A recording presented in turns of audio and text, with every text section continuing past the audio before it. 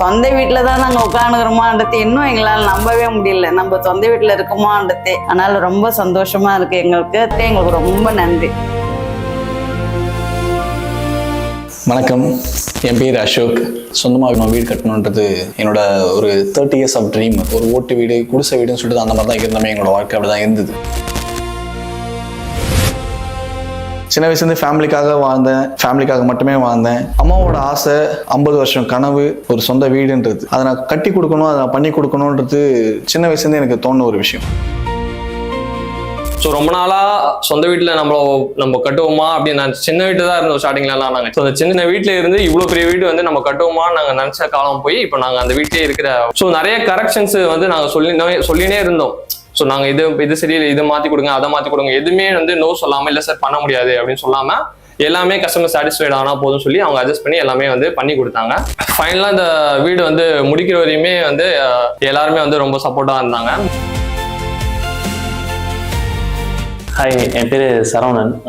எங்கள் வீட்டில் நான் தான் 3வது பையன். ஃபர்ஸ்ட் ஆஃப் ஆல் எனக்கு வந்து வீடு கட்டுறது வந்து ரொம்ப ரொம்ப பெரிய ஆசை. சின்ன வயசுலேருந்து ரொம்ப ஆசை. அது எப்படி பண்ணுறது, எங்கே பண்ணுறது, சில இடத்துல அவங்க லேண்ட் மட்டும் அவங்க கூப்பிட்டு போயிடுவாங்க, காமிச்சிட்டு அவங்க அதில் பெருசாக ஈடுபாடாக இருப்பாங்களாம் எங்களுக்கு தெரியாது. ஸோ அப்போ தான் எங்கள் அண்ணா வந்து இன்ட்ரடியூஸ் ஆனாங்க. ரொம்ப எங்களுக்கு சப்போர்ட்டிவாக வந்து பேசி எங்களுக்கு எல்லாம் பண்ணி கொடுத்தாங்க. வீடு கட்டுறது எப்படி என்ன ஏதுன்னு ஒரு பயம் இருந்துச்சு. ஸோ ரொம்ப பெரிய விஷயமா இருந்துச்சு. ஒரு நல்ல பில்டர் கிட்ட, ஒரு நல்ல ரியல் எஸ்டேட் பார்ட்டிட்டு மாட்டினா எனக்கு கொஞ்சம் ஈஸியான விஷயம் மாதிரி இருந்துச்சு.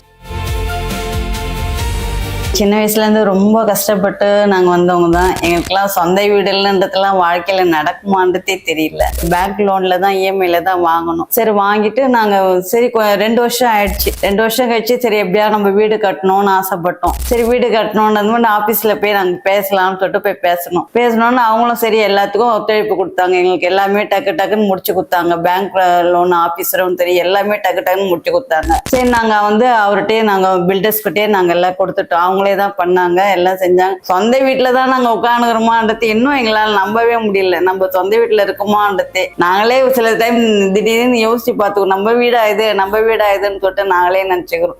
அதனால ரொம்ப சந்தோஷமா இருக்கு எல்லாருக்கும் எங்களுக்கு ரொம்ப நன்றி. இங்கே இந்த மாதிரி சார் நம்ம பெருங்காவூர்ல லான்ச் பண்றோம், இந்த மாதிரி இருக்கு, நீங்க வந்து பாருங்க, கண்டிப்பா உங்களுக்கு பிடிக்கும், நீங்க எதிர்பார்க்குற மாதிரி இருக்கு. இப்போவே நீங்க வாங்கி போடலன்னா ஃபியூச்சர்ல இன்னும் விலை அதிகமாயிடும், அப்ப நீங்க வாங்க முடியாது சார், இன்னும் கஷ்டமாயிடும் அப்படின்னு சொல்லி சொன்னார். முதல்ல ஒரு லேண்ட் வாங்குவோமா, ஒரு 600 ஸ்கொயர் ஃபீட்ல ஒரு லேண்ட் நம்ம வாங்க முடியுமா அப்படின்னு சொல்லி நினைச்சிட்டு இருந்தோம். அவர் எங்களை கூப்பிட்டு போயிட்டு 1000 ஸ்கொயர் ஃபீட்டுக்கு எங்களுக்கு லேண்ட் காமிச்சாரு. ஸோ நாங்கள் அதெல்லாம் வாங்கணும்.